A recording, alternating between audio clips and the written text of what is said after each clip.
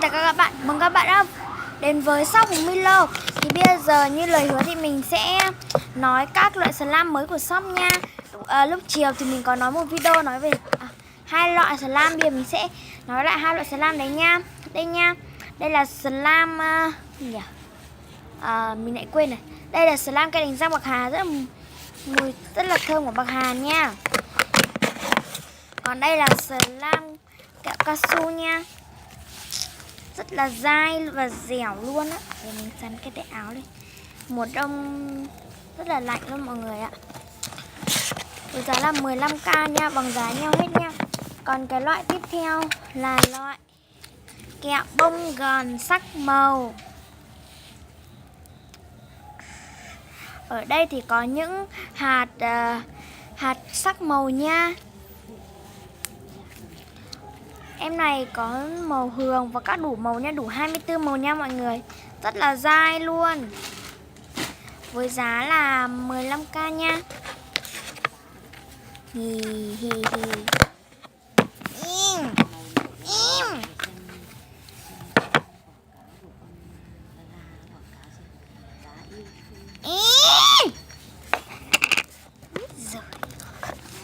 Bia. Còn đây là mình chả biết đặt tên là nó gì. Nếu mọi người có những tên thì phù hợp nhớ bình luận ở dưới nha. Hũ này mình sẽ gọi là hũ số 4 nha. Mọi người nhớ đặt tên cho hũ số 4 nha. Theo mình nghĩ mình có thể gọi tên là gì nhỉ? Màu trắng trắng, sữa sắc màu. Yêu lắm. Thôi mọi người nhớ đặt tên cho mình nha. Slime này cũng với giá rất là yêu thương và rất là rẻ luôn nha. Nó có một mùi thơm rất là thơm luôn. Mình ngửi thấy mùi thơm nhiều kẹo cái gì nhỉ? Mình ăn cái kẹo này rồi nhiều kẹo cốm ấy, thơm lắm. Mình cũng rất là thích loại slime này luôn. Và hũ thứ ba là hũ bánh Oreo chấm sữa. Đây là hương vị mùi thơm rất là dai luôn. Nó cũng khá là giống loại slime bình thường thôi, nhưng mà nó cũng là loại slime màu trắng tuốt này thôi, nhưng mà cũng rất là đẹp. Bánh Oreo thì mình chưa làm xong, mong mọi người thông cảm nha. Oreo của mình đây, nhưng mà nó chưa được khô cho lắm, tại vì mình phải nặn nên đấy, chưa được khô. Thôi mọi người để ngày mai nha. Mấy loại slime này có rất là tiếng to luôn nha. Mấy loại slime này tiếng rất là to, thì tiếng rất là to luôn, nên mình rất là yêu thích những loại slime mà có dạng như này. Và bây giờ mình sẽ làm một loại slime rất là hay luôn nha. Và những thứ mà đợt trước mình đã được đi ăn nhưng mà mình không biết ăn. Nhưng vì sao mình đã rất là thèm luôn. Đó là bánh palette. Nguyên liệu chúng ta cần gồm một slime màu trứng. Đây là mật ong nhưng mà mình đã lỡ tay trong màu hường, mong mọi người thông cảm nhé. Nó cũng phải không màu hường lắm đâu, mà nó bình thường, nhưng mà mình lỡ tay rồi nên mình cũng phải chịu thôi.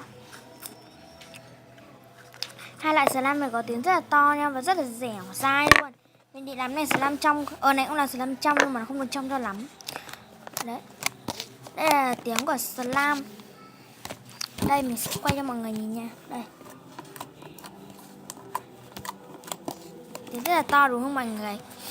Thế là bây giờ mình sẽ vào một ít slime này ra đây để cho nó hòa đều nha. Đấy, bằng đấy thôi. Còn đây là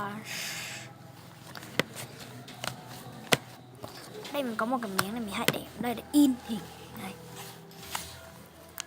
Slime này mình không có thể tả nổi, mà nó rất là chơi thích, có rất mùi hương rất là thơm luôn á, mình không thể nói nổi luôn á.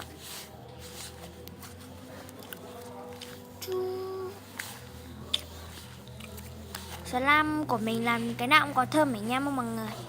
Rất là yêu thích luôn nha, và rất là dai nha. Giá bằng giá nhau hết nha, và giá rất yêu thương.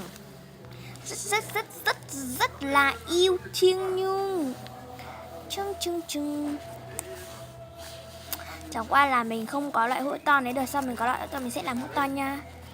Thì mình làm giá những phù hợp cho tất cả các mọi người mua. Vậy rất là chỗ mình rất là nhiều người ở nông thôn ấy, nên rất là nhiều người không có đủ tiền để mua những cái slime chơi, nên mình đã phải hy sinh hơi lỗ vốn một tí. Thế slime nào của mình cũng có tiếng to. Dàn đều chưa?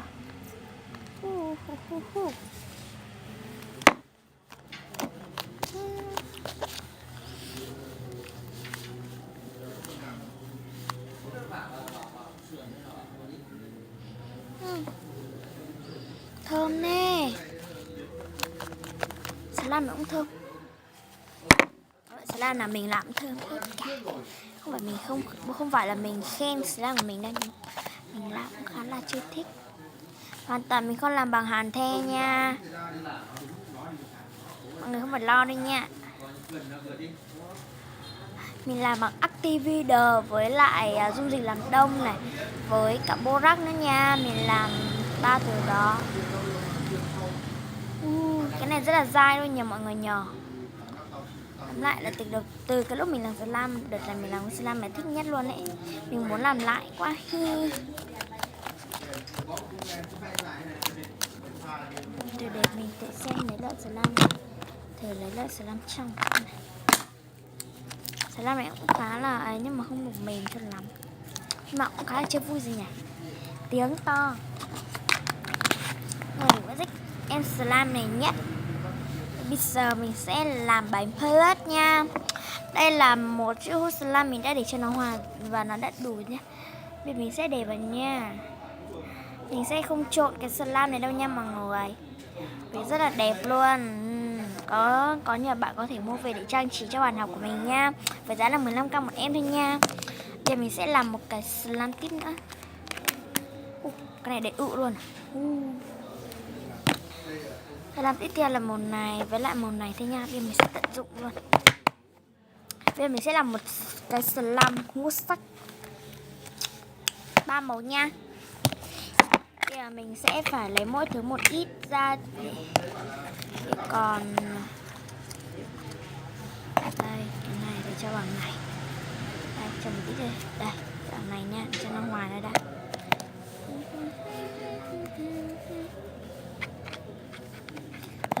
Mấy là slime này mình rất là thích chơi luôn á. Mấy loại này trộn vào nhau thì nó ra màu, nó sẽ ra cái mùi gì biết luôn. Thôi bây giờ mình sẽ để cái loại slime này vào trước. Đây. Cái này là slime kem đánh răng, nhưng mà mình thấy nó rất là nhiều người không thích cái loại này. Mình cũng sẽ làm slime ngũ sắc luôn. Mình sẽ làm hai hộp ngũ sắc. Nếu bạn nào thích kim tuyến thì cứ nói mình nha, mình có thể cho ở ngoài hoặc cho thêm cho các bạn nha. Mấy em sau thì mình sẽ lấy con trom về và sẽ làm các loại slime đẹp với con trom nha. Ở nhà hàng xóm hơi ổn, mong mọi người thông cảm, mình ghét nhà này lắm.